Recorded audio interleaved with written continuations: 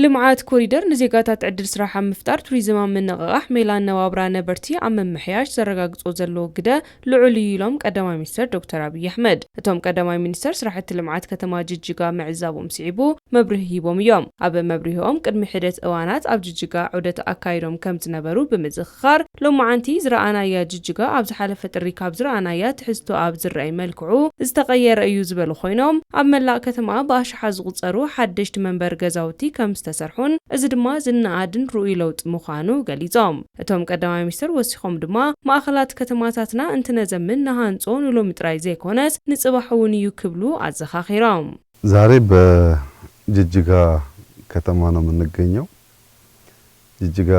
ከጥቂት ጊዜ በፊት መተን የመጎብኘት እድል ነበረን ሎሚ ኣብ ከተማ ጅግጅጋ ኢና ንርከብ ጅግጅጋ ቅድሚ ጉስን ግዜያት መጺና ዑደት ናይ ምግባር ዕድል ነይሩና ሕዚ ዝረኣናዮ ጅግጅጋ ቅድሚ ሕዚ ምስ ዝረኣናያ ጅግጅጋ ኣዝዩ ዝፍለ እዩ 60 ኪሎ ሜትሮ ዝኸውን መንገዲ ኣብ ከተማ ተሃኒጽ እዩ ናብ 10 ኪሎ ሜትሮ ዝኸውን ናይ እግሪ ጉዕዞ መንገዲ ተሃኒጽ እዩ 10 ኪሎ ሜትር ዝኸውን ናይ ሳይክል መንገዲ ተሃኒጽ እዩ ብብዙሕ ኣሽሓት ዝቁጸሩ ሓደሽቲ መንበር ኣባይቲ ተሃኒጾም እዮም መብራህቲ ብስፍሓት ኣብ ከተማ ተኣታቲ እዩ ከተማ ናይ ምጽባቕ ስራሕ ግንዛበ ዘድልዩ ኣብ ዝቕጽሉ 15-20 ዓመታት መብዛሕትኡ ማሕበረሰብ ዝነብረሉ ከባቢ ከተማ እዩ ዝኸውን ከተማ እንትዓቢ ንደቅና ዝምቹን ዝምጥንን ሃገር እናሰራሕና ኢና ማለት እዩ ከተማን ስናዘምን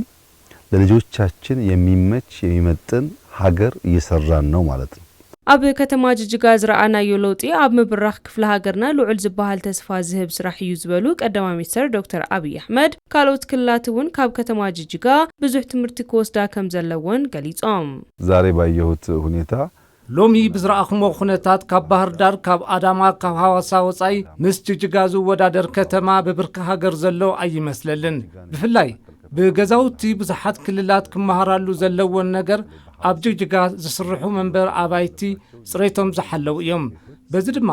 ካብ 4-5 ከተማታት ሓንቲ ኮይናላ ማለት እዩ እዚ ቀሊል ዝበሃል ኣይኮነን ድሕሪ 2-3 ዓመት ነዚ ምርኣይ ኣይከኣልን ኣዝዩ ዘደምም ስራሕ እዩ ተሰሪሑ ስለዚ ህዝቢ ክልል ሶማሌ ኣመራርሓታት ኣብዚ ስራሕ ንዝተሳተፉ ኩሎም ምስጋና ይብጽሐዮም ህዝብ አመራሮች በዚህ ስራ የተሳተፉ ሰዎች በሙሉ ምስጋና ይገባቸዋል ቀዳማይ ሚኒስትር ዶክተር አብይ አሕመድ ኣብ ጅጅጋ ብዝረኣይዎ ለውጢ ኣዝዮም ከም ዝተደመሙ ኣብቲ ዝሕለፍዎ መልእኽቲ ብስፍሓት ገሊጾም እዮም ይኹን ደኣምበር በዚ ዝተሰርሐ ስራሕ ዕግበት ዘይኾነስ ንምንታይ ቀዲምና ዘይሰራሕናዮ ዝብል ጣዕሳ ክስምዐናን ንጽባሕና ክንጽዕር ይግባእ ክብሉ መልእኽቶም ኣመሓላሊፎም እዮም የመጨረሻው መልእክቴ በተለይ ለፕሬዝዳንቱ ለካቢኔያቸው ናይ መወዳእታ መልእኽተይ ብፍላይ ነቶም ፕሬዝዳንትን ካቢኔኦምን ሕዚ ብዝስራሕናዮ ብዝተረኸበ ውጽኢትን ኣይኮነን ዕግበት ክስምዐና ዝግብኦ ኣብ ዝሓለፉ ዓመታት ንምንታይ ኢና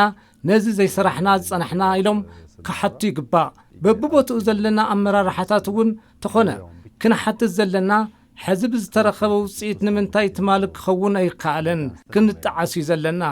ዝበለጸ ንምስዓር ዝበለጸ ንምስራሕ ዝበለጸ ንምትኻብ እምበር ፍልፍል ዕግበት ክንኸውን የብሉን ርግጽ እዩ ብናይ ዝኾነ ይኹን ሰብ ዓይንን መዐቀንን ሎሚ ዝረኣናዮ ነገር ዘሐጉስ እዩ ኣዝዩ ደስ ዝብል እዩ ፍላይ ዓሚ ቅድሚ ዓሚ ዝመጸ ሰብ ዘሐጉስ እዩ ግን ድማ እቲ ሓጎስ ፍልፍል ዕግበት ኮይኑ ጽባሕ ክንሰርሖ ዝግበአና ዝኽልኽል ተኾይኑ ጥፍኣት እዩ ግን ያ ደስታ የርካታ ምንጭ ሆኖ ነገ ልንሰራ የሚገባንን ስራ የሚከለክል ከሆነ ጥፋት